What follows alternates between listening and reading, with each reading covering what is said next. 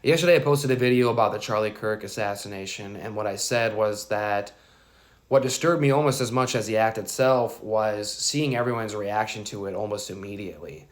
On the left, you had people, some subtle, some not, trying to justify what happened, and some flat out celebrating it.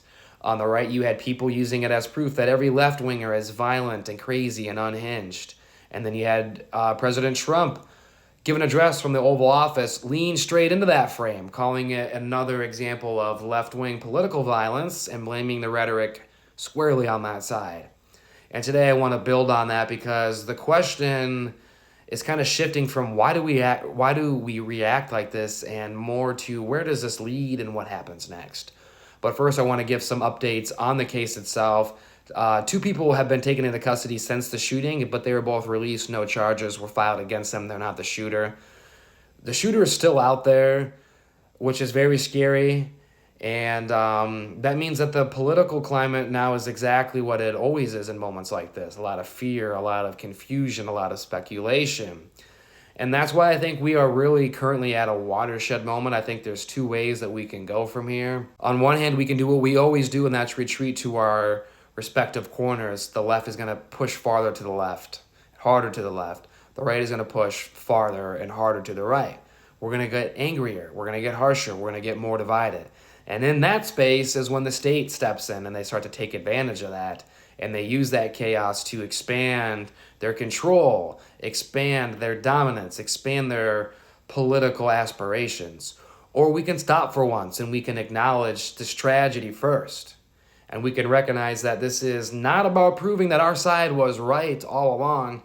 Instead, and shift it towards what kind of society do we want to live in? Do we want to live in one where political murder is just jet fuel for the next fight? Or do we want to live in one where we stop treating human lives as disposable the second that they're inconvenient? And that's why I'm saying this is a lot bigger than Charlie Kirk, much bigger than Charlie Kirk.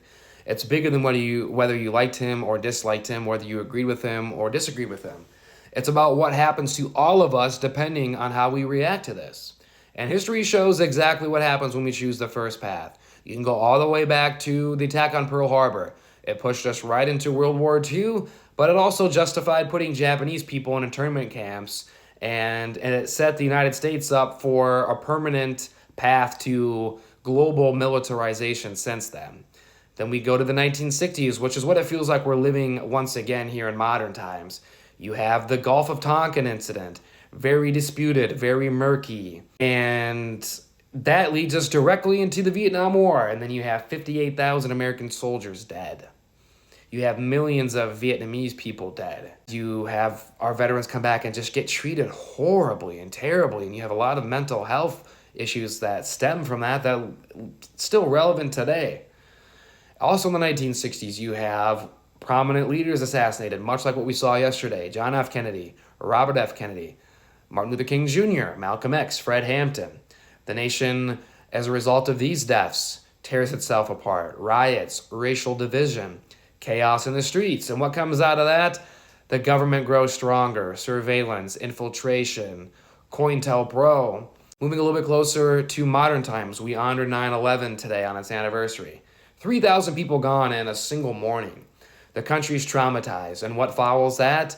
Endless wars in the Middle East. Starts with one, then it goes to two, and then, it's 4, 5, and 6. You have the Patriot Act. We have our Fourth Amendment essentially just deemed useless and ripped apart.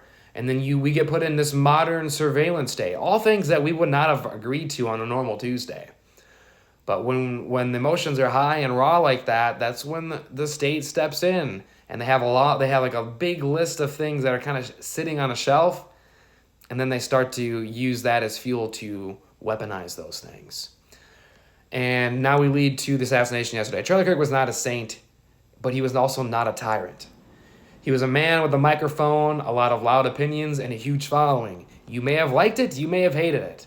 But the second he was killed, that same pattern kicked in. The left cheered, justified it. The right screamed civil war. Trump calls him a martyr. And then you have this brand new opening for the state to insert itself in. You can see how this leads. If we keep taking the bait, it's going to be even more ramped up rhetoric, assassination, civil war, retaliation. You get new domestic terrorism laws that get rolled out, written to sound protective, but designed to monitor dissent. Surveillance continues to expand. Tech companies are pressured to censor harder. And what may be worst of all is speech itself becomes criminalized. Once rhetoric is violence, once it's deemed violent, words can put you in prison. That's the road we've walked before. It's the road that we're on again if we don't change, and I mean change fast. Because I think this is a watershed moment. I think if we keep responding like this, then we know the ending to this. But if for once we stop and grieve before we weaponize, if we refuse to let the narrative outrun the tragedy, then maybe there is another path, and I really hope there is. And that's the choice in front of us, and that's where this leads, depending on which way we go.